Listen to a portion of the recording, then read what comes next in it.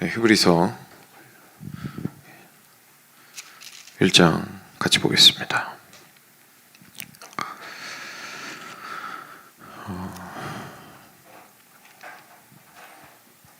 같이 교독하겠습니다. 제가 먼저 한 절 읽겠습니다.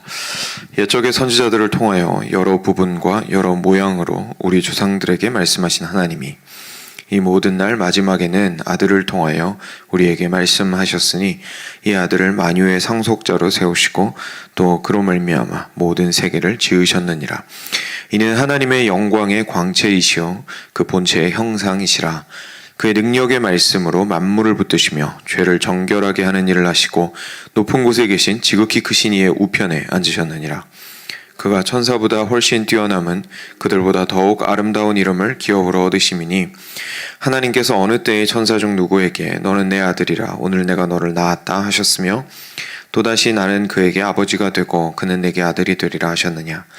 또 그가 맏아들을 이끌어 세상에 다시 들어오게 하실 때에 하나님의 모든 천사들은 그에게 경배할지어다 말씀하시며 또 천사들에 관하여는 그는 그의 천사들을 바람으로 그의 사역자들을 불꽃으로 삼으시느니라 하셨으되 아들에 관하여는 하나님이여 주의 보좌는 영영하며 주의 나라의 균은 공평한 균이이다. 주께서 의를 사랑하시고 불법을 미워하셨으니 그러므로 하나님 곧 주의 하나님이 즐거움의 기름을 주께 부어 주를 동류들보다 뛰어나게 하셨도다 하였고 또 태초에 주께서 땅에 기초를 두셨으며 하늘도 주의 손으로 지으신 바라. 그것들은 멸망할 것이나 오직 주는 영존할 것이요 그것들은 다 옷과 같이 낡아지리니 의복처럼 갈아입을 것이요 그것들은 옷과 같이 변할 것이나 주는 여전하여 연대가 다함이 없으리라 하였으나 어느 때에 천사 중 누구에게 내가 내 원수로 내 발등상이 되게 하기까지 너는 내 우편에 앉아있으라 하셨느냐. 모든 천사들은 섬기는 영으로서 구원받을 상속자들을 위하여 섬기라고 보내심이 아니냐. 아멘. 네, 오늘부터 히브리서 같이 묵상하게 되었습니다. 저는 기대가 많이 되는데 히브리서 근데 어렵죠. 그래서 이거를 같이 이제 새벽 예배에 참석하시는 분들이나 돌아가셔서 녹화된 걸로 보시는 분들이든지 그 새벽 예배 때 같이 나누는 말씀 꼭 함께 들으시면서 묵상하셨으면 좋겠습니다. 예, 쉽지가 않거든요. 일단 말 자체부터도 오늘 말씀을 이제 얼마나 이해하시는지 저도 안 여쭤봐가지고 잘 모르겠는데 이게 일단 저만 생각하면 이 부분을 어릴 때 전혀 이해를 못했던 것 같아요. 네, 그래서 한참 나중에 진지하게 보고 난 이후에서야 이 1장 말씀이 그 말씀이었구나 이걸 알게 됐었는데 같이 천천히 함께 보도록 하겠습니다. 히브리서는 옛날부터 이제 바울이 썼니 안 썼니 이제 말이 많은 책이에요. 그러니까 바울이 썼을 수도 있고 아닐 수도 있습니다. 그래서 바울이 썼다고 이야기하는 분들도 아주 옛날부터 있었고 그리고 현대에는 거의 없습니다. 사실 현대에는 바울이 썼다고 생각하는 분들 거의 없고요. 왜냐하면 여기 일단 바울이 썼다고 말을 안 하고 있고 그리고 이제 보통 학자들은 그 어투라든지 사용하는 단어라든지 이런 걸로 추정을 좀 하거든요. 그 다음에 연대라든지 이런 걸로. 근데 그걸로 봐서는 바울이랑 많이 달라요. 그래서 일단은 뭐 바울이 썼다고 믿어도 상관은 없겠지만 그 증거는 없습니다. 확실한 증거는. 그래서 바울이 썼다고 생각은 보통 하지 않고 있고요. 뭐 여러 가지 그래서 누가 썼니? 어떤 사람들은 이건 그냥 재미로 말씀드리는 건데 어떤 사람들이 이제 프리스길라와 아굴라가 썼다. 뭐 이런 말을 하시는 분들도 있고 여러 가지 의견들이 있을 수는 있지만 크게 중요한 건 아닌 것 같고 이제 성경에서 하나님의 영감받은 말씀으로 우리에게 주어졌다라는 걸 저희가 알면 읽는데 크게 문제가 없을 것 같습니다. 그리고 뭐 앞으로 보시면서 계속 보시겠지만 그 유대교와 헬라 문화 양쪽에 모두 아주 익숙하고 능숙한 저자가 썼다는 것을 알 수가 있습니다. 그래서 여러 가지 아주 고급스러운 내용들이 많이 나옵니다. 네, 그 정도만 좀 생각을 해보고 바로 본문으로 들어가 보죠. 처음에 1절부터 3절입니다. 옛적에 선지자들을 통하여 여러 부분과 여러 모양으로 우리 조상들에게 말씀하신 하나님이 이 모든 날 마지막에는 아들을 통하여 우리에게 말씀하셨으니 이 아들을 만유의 상속자로 세우시고 또 그로 말미암아 모든 세계를 지으셨느니라. 이는 하나님의 영광의 광채시요 그 본체의 형상이시라. 그의 능력의 말씀으로 만물을 붙드시며 죄를 정결하게 하는 일을 하시고 높은 곳에 계신 지극히 크신 이의 우편에 앉으셨느니라. 사실 너무 정교하고 놀라운 말씀이어서 뭐 이 세 절만 가지고도 얼마든지 이렇게 한 단어 한 단어 뜯어보면서 깊이 있게 들어갈 수 있을 텐데 개괄적인 것만 좀 말씀을 드리면 쉽게 말해서 이런 겁니다. 옛적에, 그러니까 예수님이 오시기 전에 이 말이에요. 예수님이 오시기 전에는, 옛날에는 선지자들을 통해서 하나님께서 여러 가지 방식으로, 여러 가지 모양으로 당신을 드러내셨습니다. 그렇죠? 저희가 잘 알고 있습니다. 모세가 어떻게 보면 가장 좋은 예가 될 수 있겠죠. 제가 지난주 설교 때도 모세가 이스라엘 백성들한테 어떻게 하나님의 형상의 위치에 있어서 마치 하나님을 눈으로 보는 것과 같은 인물이었는지를 조금 설명을 드린 적이 있는데, 그런 것처럼 선지자들을 통해서 하나님께서는 당신을 드러내셨습니다. 우리가 선지자 하면 그 선지라는 부분에 너무 꽂혀갖고, 그리고 이제 한국 문화에도 이제 점쟁이도 있고 이러다 보니까 이게 미래에 알 수 없는 일을 맞추는 거에 저희가 좀 초점을 많이 맞추는 경향이 많이 있거든요. 근데 초점이 거기에 있는 게 아닙니다. 초점이 거기에 있는 게 아니고 선지자는 하나님께로부터 받은 말씀을 전하는 자가 선지자입니다. 근데 이제 하나님께서 그 당시에 이스라엘 백성들한테 책망하시고, 그리고 앞으로 어떤 일이 있을 것에 대해서 이제 말씀하시는 부분들이 있었기 때문에 저희가 그런 부분들을 보게 되는 것이지, 포인트는 그게 아니죠. 포인트는 어디 있느냐? 오히려 오늘 말씀이 우리한테 말해주고 있습니다. 하나님께서 옛적에 선지자들을 통하여 말씀해 오셨다. 무슨 말이냐면 당신 자신을 드러내셨다. 여기에 포인트가 있는 거예요. 그러니까 우리가 선지자를 보면서 봐야 되는 건 옛날부터 하나님이 누구시냐를 봐야 되는 거예요. 선지자들이 한 말을 통해서. 선지자들이 한 말이 맞니 안 맞니, 지금 이 시대에 이루어지는 일이니 아니니, 이게 중요한 게 아니고, 거기에서 하나님께서 뭐라고 말씀하시고 하나님은 어떤 분으로 드러나고 계시며 이스라엘 백성들이 뭘 그렇게 하나님에 대해서 오해하고 또는 잘못하였길래 이렇게 책망을 받고 있고, 그러면 올바르게 하나님을 아는 길은 무엇일까? 이거를 살피고 싶은 마음으로 저희가 선지자들의 말을 봐야 올바르게 이해가 되는 거죠. 그래서 예전에는 일단 선지자들을 통해서 당신을 드러내셨습니다. 하나님께서. 이게 일단 중요한 거예요. 그런데 이 모든 날 마지막에는 이제는 방식을 달리하셨다, 이 얘기입니다. 방식을 달리하셨습니다. 어떻게 달리하시냐면 이제는 선지자가 아니라 바로 당신의 아들을 통하여 우리에게 말씀하셨습니다. 여기에서 크게 중요한 것 딱 한 가지만 언급을 하고 그 다음으로 바로 넘어가면 바로 마지막이라는 표현입니다. 성경은 종말을, 예수님 이후 시대를 종말로 보고 있습니다. 그러니까 종말은 아직 오지 않은 시대를 종말로 보는 게 아니라 예수님이 오시면서 하나님께서 당신을 드러내시는 방식이 이제 바뀌었죠. 원래는 이제 인간들을 통하여서 계속 드러내시다가 마지막에는 예수님으로 종교를 딱 찍으신 겁니다. 그래서 예수님으로만 당신의 말씀을 하기를 기뻐하셨는데 그 이후를 마지막으로 그냥 보고 있습니다. 저희는. 그래서 실제로 이 세상이 끝나게 되는 최종 종말이 오기는 오겠지만 일단 저희가 마지막 때를 살고 있다는 것을 기억해야겠습니다. 이 마지막 날에도 아들을 통해서 우리한테 말씀하셨습니다. 저희가 이제까지 어제도 말씀드린 것 같은데 사도행전에서 보았던 거랑 일맥상통하죠. 선지자와 모세의 말과 예수님이 일관성 있게 진행이 되고 있다. 유대인들은 그 두 개가 다른 것이다. 이제 이렇게 본 거고, 바울과 사도들이 계속 설득하고 전했던 것은 그 두 개가 하나다. 너희들이 예전에 나타났던 그 선지자들과 모세의 율법과 모든 것들은 사실 이 메시아 그리스도, 바로 우리 예수님을 가리킨 것이다. 이 이야기를 계속 했던 거고요. 히브리서 저자도 결국 그 얘기 지금 하고 있는 겁니다. 일관성이 있다. 예전에 선지자들을 통해서 하셨던 게 다른 게 아니라 하나님께서 당신을 드러내신 것이었고, 이제 예수님을 통해서도 동일하게 선지자들의 같은 동일 선상 위에서 더 온전하게 당신을 드러내셨다, 이 얘기를 하고 있습니다. 그 다음에 이제 이 예수님이, 당신의 아들이 얼마나 더 위대한 선지자인지를 우리한테 알려주는 겁니다. 예, 히브리서가 이렇게 이야기하죠. 이 아들을 만유의 상속자로 세우시고 또 그로 말미암아 모든 세계를 지으셨습니다. 세상에 어느 선지자가 이런 일을 했겠어요. 그렇죠? 그러니까 지금 하나님께서 당신을 드러내기로 작정하신 분이 예수님이신데, 이 예수님은 누구시냐면 만물의 주인이십니다. 다시 말해서 하나님 자신이십니다. 이 얘기예요. 그죠? 만물의 주인이십니다. 그리고 모든 세계를 지으신 창조주이십니다. 누가요? 예수님이. 결국 무슨 얘기하는 거죠? 예수님 하나님입니다. 얘기하는 겁니다.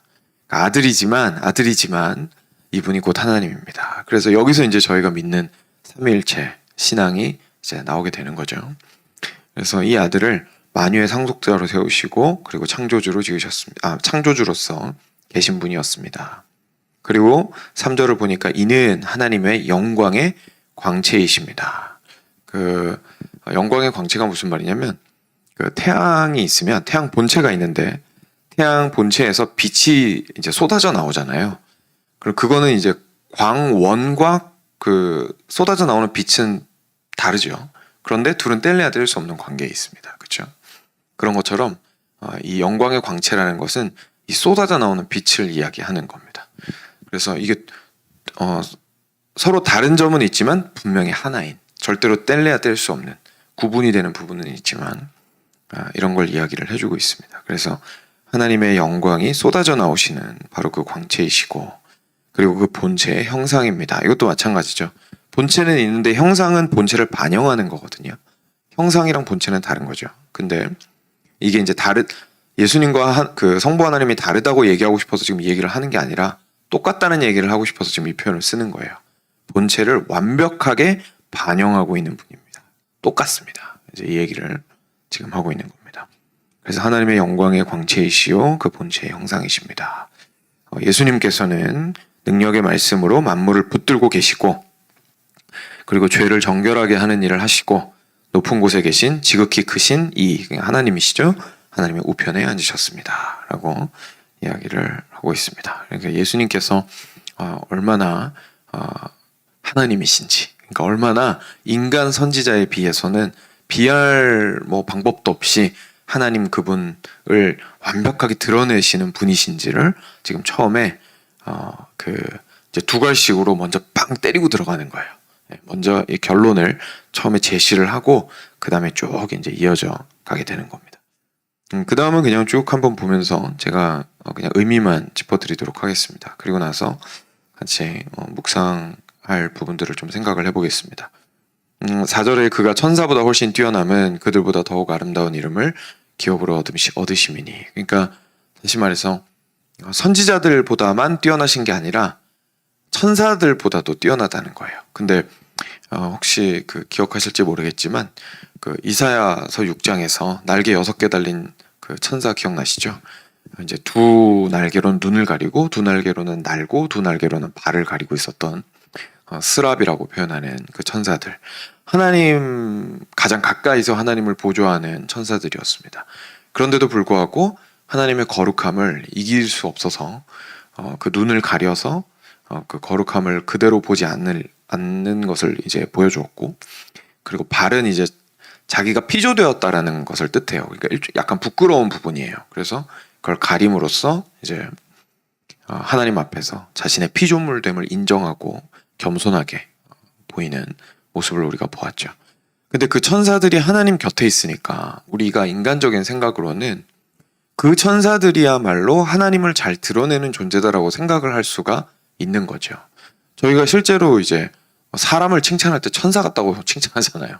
착해도 천사 같다고 그러고 이뻐도 천사 같다고 그러고, 그죠? 근데 지금 히브리서 저자가 그게 아니야 라고 지금 얘기를 하고 있는 거예요. 그게 아니야. 지금 우리한테는 예수님이 있으셔. 하나님 가장 옆에서 우리가 상상 속으로 생각을 하거나 하나님께서 실제로 말씀을 통해서 보여주신 이사야서나 에스겔서나 여러 군데에서 보게 되는 그 천사들의 위험한 모습들을 보면, 엄위한 모습들을 보면 놀랄 수는 있겠지만 예수님과는 비할 바가 아니야 라는 이야기를 지금 밑에 쫙 하고 있는 겁니다. 그 얘기를 이제 구약을 인용하면서 하고 있는 건데요. 5절입니다. 하나님께서 어느 때의 천사 중 누구에게, 이게 무슨 말이냐면 하나님이 천사한테 이렇게 말하신 적이 언제 있었느냐 이 얘기입니다. 하나님은 천사한테 이렇게 말한 적이 없었어. 그러니까 무슨 말이죠? 하나님이 누구한테 얘기한 거죠? 천사가 아니라 아들한테 얘기했다는 얘기예요. 뭐라고 얘기했냐면 너는 내 아들이라 오늘 내가 너를 낳았다. 그리고 나는 그에게 아버지가 되고 그는 내게 아들이 되리라 라고 누가 하나님께서 이야기하신 적이 있느냐. 천사한테는 그런 얘기를 하신 적이 전혀 없다. 누구한테? 당신의 아들에게만 이렇게 이야기하셨다 라는 거를 지금 말하고 있습니다. 6절입니다. 또 그가 맏아들을 이끌어 세상에 다시 들어오게 하실 때에 하나님의 모든 천사들은 그에게 경배할지어다 라고 말했습니다. 이게 무슨 말이냐면 누가 더 높다는 뜻이죠? 아들이랑 천사 중에 아들이 더 높다 이 얘기예요. 그죠? 왜냐하면 하나님께서 천사들아 이 아들을 경배할지어다 라고 하셨으니까. 그리고 7절입니다. 그런데 천사들에 대해서는 뭐라고 말씀하셨냐면 그는 그의 천사들을 바람으로 그의 사역자들을 불꽃으로 삼으시느니라. 근데 천사들은 하나님께 누구예요? 사자에 불과한 거예요. 뭐가 아니라? 아들이 아니라. 천사들은 하나님의 아들이 아니라 단지 타고 다니시는 바람, 부리시는 불꽃에 불과하다. 천사가 아무리 위대해 보이고 영광스러워 보여도 하나님의 일을 하는 종들이다. 근데 아들은 하나님의 아들이다. 하나님을 아버지라 부르는 자이며 그 영광의 광채이시오 본체의 형상이시다 라는 이야기를 하고 있는 겁니다. 근데 8절 근데 아들에 대해서는 뭐라고 이야기했을까요? 아들에 관하여는 하나님이여 주의 보좌는 영영하며 주의 나라의 균은 공평한 균이이다.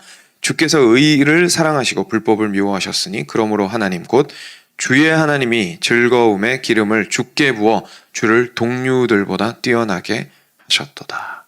여기 있는 주가 이제 예수님이에요. 그러니까 무슨 말이냐면 하나님이요 이 사람의 보좌는 이 주님의 보좌는 영영하며 그러니까 영원하다라는 거죠. 그리고 주의 나라의 규는 공평한 규입니다. 이 주님께서는 의를 사랑하시고 불법을 미워하셨으니 그러므로 하나님 곧 주의 하나님이 이 예수님의 하나님이 즐거움의 기름을 예수님께 부어 예수님을 동료들보다 뛰어나게 하셨습니다. 그러니까 여기 나오는 주가 이제 예수님이라는 얘기예요. 그래서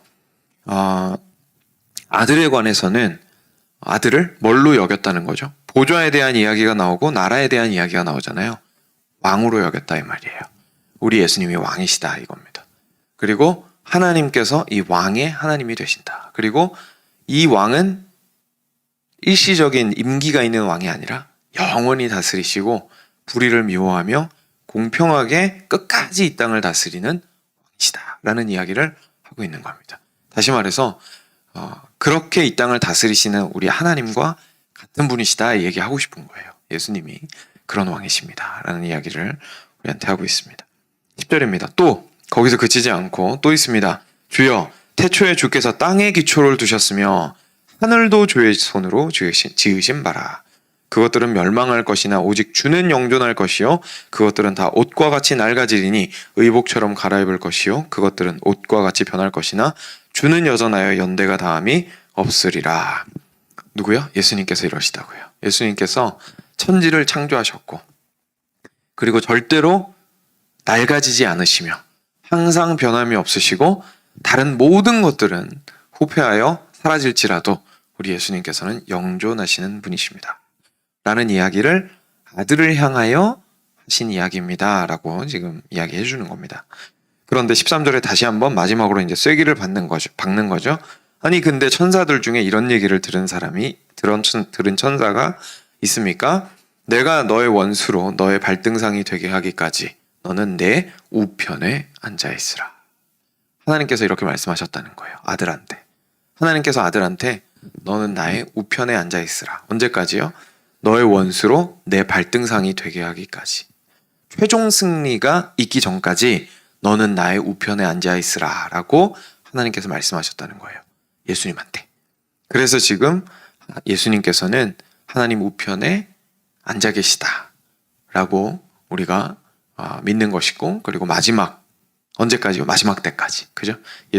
하나님께서 실제로 당신의 원수를 당신의 발등상으로 삼으시는 최종 심판 때까지 최종 심판 때까지 예수님께서는 하나님 우편에 앉아 계십니다 라는 이야기를 하는 겁니다. 그래서 14절 마지막에 이야기합니다. 모든 천사들은 섬기는 영으로서 구원받을 상속자들을 위하여 섬기라고 보내심이 아니냐. 여기서 놀라운 것은 구원받을 상속자가 누구죠? 저희입니다. 그죠? 교회를 이야기하는 겁니다. 구원받을 상속자들을 섬기기 위하여 천사를 주신 건데 그 천사를 감히 어떻게 예수님과 비교할 수 있겠느냐. 이것이 오늘 1장이 우리한테 이야기해 주는 바입니다. 자, 이걸 통해서 저희가 너무 영광스러운 진리를 이제 보게 됩니다. 하나님께서는 당신의 입을 다물고 계시지 않습니다. 그게 우리가 믿는 하나님이십니다. 하나님께서는 당신의 모습을 우리에게 온전히 드러내 보여주셨습니다. 근데 저희가 하나님을 인격적으로 만난다라는 표현을 이제 쓰면서 하나님을 이렇게 개인적인 삶 가운데에서 특별한 경험이나 아니면 뭐랄까요, 잊을 수 없는 어떤 사건들을 통하여서 하나님께서 만나주시는 것들에 대해서 많이 기대를 하고 실제로 이제 아직까지 그런 경험이 없는 분들 같은 경우에는 이제 옆에서 그런 경험들을 공유하거나 아니면 쉐어하시는 이야기를 듣고 이제 많이 부러워하게 되죠. 근데 뭐 그런 사건이 있을 수는 있습니다, 분명히. 예.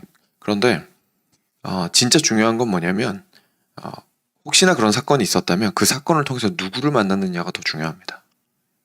그죠? 잊지 못할 기억을 통해서 내가 만난 사람이 누구냐는 거예요. 거기서 만난 분이 내가 생각하는 하나님일 수도 있는 겁니다.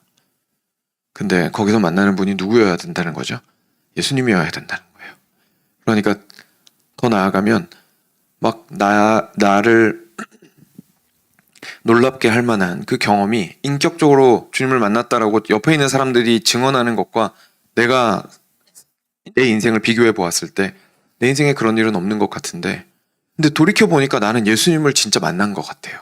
나는 예수님을 통해서 하나님을 보고 있고 예수님이 나한테는 참으로 하나님이시고 그 예수님이 누구보다도 가장 귀하고 예수님을 믿음으로써만 오늘을 살아갈 수 있다는 그 믿음이 내 안에는 잔잔하지만 확고하게 깔려 있어요. 그러면 저는 예수님을 보고 있는 거예요, 사실. 그걸 가지고 저희가 오히려 예수님을 인격적으로 만났다고 이야기할 수 있는 거겠죠. 계속해서 어떤 자신의 경험과 자극만을 추구하고 예수님이 어느덧 병풍 뒤로 가버리셨다면 사실 주객이 전도된 신앙생활을 저희가 하고 있는 걸 겁니다. 결론적으로 우리가 예수님을 보아야 되는 이유가 오늘 본문을 통해서 확실하게 알게 되는 건 하나님을 만나기 위해서입니다. 그렇죠? 우리가 에덴 동산에서 잃어버린 건 하나님이었습니다. 하나님을 찾아야 되는 사람들입니다. 근데 나랑 에덴 동산이 무슨 상관이죠? 성경이 우리한테 말하는 바는 내가 지금 겪고 있는 모든 고통이 에덴 동산에서 출발했다라는 게 성경이 말하는 바인 거예요. 그러니까 이게 해결책이 같다는 거죠. 에덴 동산에서 잃어버린 그 하나님을 내가 찾아야 이 인생 가운데에서, 그래야 나의 인생에 나침반이 막 팽팽팽팽 도는 것처럼 이렇게 향방을 알지 못하고 살아가는 인생이어서든지, 향방이 이 방향이 맞다고 생각하고 미친 듯이 달려왔는데 뒤돌아보니까 이 방향이 아니었다라는 사실을 깨달은 허탈한 인생이든지, 앞으로 한 걸음 두 걸음 나아가다 보니까 그 장애가 너무 커서 맨날 그냥 꼬꾸라지는 인생이든지, 어떤 인생이든지 간에 그 안에서 우리에게 필요한 것은 하나님이다라는 것이 성경이 증언하는 바이고, 오늘 말씀을 통해서 우리가 깊이 있게 알게 되는 건 그 하나님께서 그냥 팔짱 끼고 네가 얼마나 잘 달려서 나한테까지 잘 오나 보자 라고 말씀하신 하나님이 아니라, 하나님께서 먼저 선지자를 통해서 당신을 보여주셨고, 그리고 그걸로도 부족하셔서 이 선지자와 천사들보다도 훨씬 더 아름다우시고 당신 그 자체의 광채와 영광의 광채와 그 본체의 형상을 온전히 드러내시는 예수 그리스도 당신의 아들을 우리한테 마지막 때에는 보여주셨다, 드러내주셨다, 알려주셨다, 보내셨다라는 이야기를 지금 하고 있는 겁니다. 이분이 우리가 얻고자 하는 하나님입니다. 그러니까 우리가 하나님을 믿지 못하는 건 우리가 애쓰지 않아서가 아니죠. 우리가 애쓰지 않아서가 아니죠. 우리가 그리스도를 보지 않았기 때문이죠. 우리가 예수님이 누군지 몰랐기 때문에 하나님이 안 보이는 거지. 우리가 노력하지 않았기 때문에 하나님이 안 보이는 게 아닙니다. 그러니까 올바른 문을 열고 들어가지 않아서 그런 거지, 이 길 위에서 열심히 뛰지 않아서가 아닌 거예요. 어느 길 위에 서서 어느 문을 열어서 무엇을 볼 것인가가 가장 중요합니다. 그리고 오늘 말씀은 그것이 예수님께서, 하나님으로부터 온 예수님을 통하여서만 가능하다는 것을 우리한테 보여주고 있습니다. 한 가지만 더 생각해 보겠습니다. 마지막 때에 하나님의 영광의 광채요 본체의 형상으로 예수님을 주셨다라는 것은 더 이상 다른 곳에서 하나님을 찾을 필요도 없고 찾아서는 안 된다는 것을 의미합니다. 예수님 외에 예수님도 좋지만이라고 표현하면 거기서부터 바로 이단의 뿌리가 사실은 시작이 되는 겁니다. 우리의 신앙이 곁가지를 칠 가능성이 거기서부터 시작이 되는 거예요. 예수님도 좋지만이라고 하는 순간, 예수님을 배척하는 게 아니라 예수님을 포용하면서 딴 것도 같이 포용한다? 문제가 있는 겁니다. 왜냐하면 마지막 때에 당신을 보여주신 길은 예수님밖에 없기 때문에 그렇습니다. 제가 우리 유스 아이들 가르칠 때 많이 했던 이야기가 있습니다. 기독교가 배타적인 게 아닙니다. 기독교가 배타적인 게 아니에요. 그러니까 배타적인 형태를 띠고 있어요. 맞아요. 근데 배타적이려고 배타적인 게 아니에요. 저희가 우월해서, 저희가 더 대단해서 배타적인 게 아니고요. 저희가 다 죽을 놈들인데, 죽을 사람들인데, 벌레 같은 존재들인데, 사형수들인데 살 수 있는 길이 하나님밖에 없는 거예요. 근데 하나님 편에서 제시해 주신 구원의 방식이 당신의 영광의 광채이시오 본체의 형상이신 예수님밖에 없어서 그런 거예요. 이건 어쩔 수가 없는 거죠. 하나님 편에서 제공된 길이 예수님밖에 없으니까 이 길밖에 없어요 라고 저희가 겸손함으로 외치는 거지, 야 이거밖에 없는데 너네 뭐 믿는 거니? 이렇게 교만하게 얘기하라는 얘기가 아닌 겁니다. 왜냐하면 저희도 이 길을 주어짐을 받아서 은혜로 구원받은 사람들이기 때문에 그렇습니다. 그러니까 기독교가 배타적인 게 아니라, 여러분 길이 이거밖에 없어요. 나도 딴 길 있었으면 좋겠습니다. 근데 마지막 때에 우리를 하나님 앞으로 인도하기 위하여 제시해 주신 하나님 당신의 모습은 당신의 아들밖에 없습니다. 당신이 뭘 찾아도 천사보다 귀하겠어요? 당신이 뭘 공부해도 선지자들이 했던 말보다 대단하겠어요? 근데 그것보다도 더 대단하신 하나님 그분 자신이신 아들이 우리한테 있는데 먼데 보지 마십시오 라는 것이 오늘 히브리서 1장 말씀을 통해서 우리가 보게 되는 바입니다. 사랑하는 베들레헴 성도 여러분, 우리가 함께 다른 곳으로 곁놀지를 하지 않고 오직 그리스도께 집중하기를 원합니다. 그랬을 때에 우리가 만나게 되는 분은 하나님이십니다. 그리고 거기에서만이 비로소 우리가 참된 위로와 격려와 그리고 삶의 의미와 오늘을 살아갈 수 있는 능력과 지혜를 얻을 수 있게 될 겁니다. 같이 기도하겠습니다.